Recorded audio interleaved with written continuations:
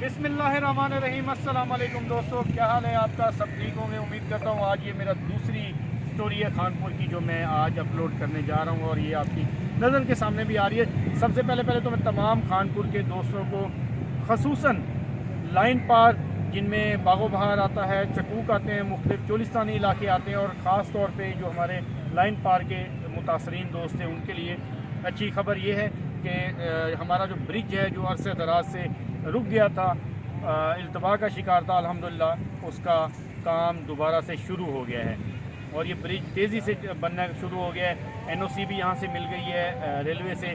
NOC की वजह से ही ये रोका गया था, जिसके बाद एनओसी अब जो है वो जारी कर दी गई है और ब्रिज का काम स्टार्ट हो गया। जैसा कि आप वीडियो भी देख रहे हैं, वीडियो में भी आपके सामने ये सारी चीज़ें आ रही हैं कि भी यहाँ पे काम जो है तेज़ी से जारी है। दूसरी मैं इसमें एक और भी बात थोड़ी सी आप दोस्तों से शेयर करना चाहूँगा कि ये ब्रिज का जो मंसूबा है, पाकिस्तान तहरीक इंसाफ की हुकूमत ने मखदूम हाशिम जमा बख्श, मखदूम खुसरो बख्तियार के कहने पर यहाँ पे हमें खानपुर के दोस्तों को, खानपुर की आवाम को, खानपुर के शहरियों को ये मंसूबा दिया गया था।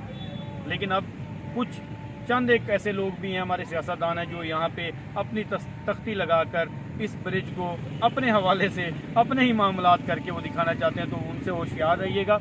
ये मंसूबा अल्हम्दुलिल्लाह तहरीक इंसाफ ने दिया था और मखदूमैन ने दिया था और मखदूमैन का ये हल्का नहीं बनता, ना ही वो यहाँ पे इलेक्शन लड़ने आते हैं, लेकिन उसके बावजूद भी कमाल मखदूमैन की मोहब्बत थी।